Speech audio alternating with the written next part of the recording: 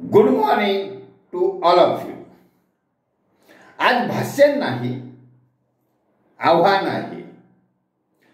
आज भाषण नाही, आव्हान आहे, ते पण ज्येष्ठ नागरिकांना, 60 वर्षावरील नागरिकांना, विशेष करून ज्येष्ठ नागरिकांना, रिटायर्ड झालेल्या, देश पातळीवर उच्च पदावर काम केलेल्या नागरिकांना, काम केलेल्या, उदाहरणार्थ सुप्रीम कोर्टाचे न्यायाधीश रिटायर होतात, हायकोर्टाचे न्यायाधीश रिटायर होतात, निवडणूक आयोगाचे अधिकारी रिटायर होतात आणि अशा प्रकारे देश पातळीवर काम करणारे अधिकारी रिटायर होतात.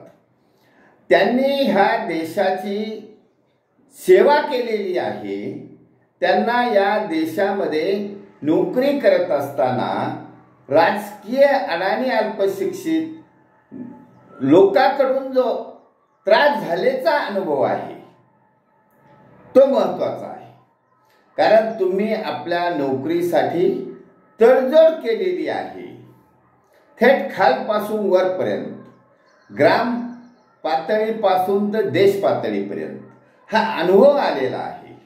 कारण आम समाजातील नागरिक अंडर प्रेशर आहे, दबावात आहे. त्याचा मला आता लोकसभेच्या निवडणुकीमध्ये असा अनुभव आला की मी जेव्हा समाजापुढे उमेदवारी करत असल्याचं सांगत असताना मी तर जनरली ऑनलाईन सांगितलं, मला कितीतरी फोन आले आणि त्यावर त्यांनी सांगितलं की हे पहा साहेब, तुम्हाला आम्ही मतदान करणार आहोत, परंतु समोर येता येणार नाही. याचा अर्थ असा झाला की लोकांना सैनिक समाज पार्टीची विचारधारा पसंत आहे, परंतु दे आर अंडर प्रेशर. आता हा प्रेशरमध्ये असलेला आम समाज, त्याहीपेक्षा प्रशासनातील अधिकारी कर्मचारी हे जास्त प्रेशरमध्ये आहेत, अंडर प्रेशरमध्ये आहेत, परंतु ते आपल्या नोकरीच्या संदर्भामध्ये तडजोड करून त्यांनी पूर्ण पेन्शनेबल सर्व्हिस पर्यंत गेलेले आहेत. आता माझा जो अनुभव आहे, या सर्वांना सैनिक समाज पार्टीमध्ये येण्याचं आवाहन करत आहे. का? कारण माणूस नेव्हर रिटायर, टायर्ड जरी झाला असला तर रिटायर होत नसतो.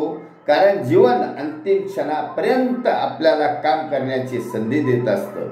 म्हणून आमचं आव्हान आहे की जर या राजकारणातील अडाणी, अल्पशिक्षित, भ्रष्टाचारी प्रवृत्तीचे, परिवारवादी प्रवृत्तीचे, गुंडगिरी प्रवृत्ती, त्यांना बाहेर काढायचं असेल आणि ही सैनिक समाज पार्टीची विचारधारा, बौद्धिक आंदोलन, क्रांतिकारक आंदोलन पुढे न्यायचं असेल तर तुमच्या सर्व ज्येष्ठ नागरिकांचं, रिटायर झालेल्या नागरिकांचं, रिटायर झालेल्या अधिकारी कर्मचाऱ्यांचं आम्हाला सहकार्य असावं.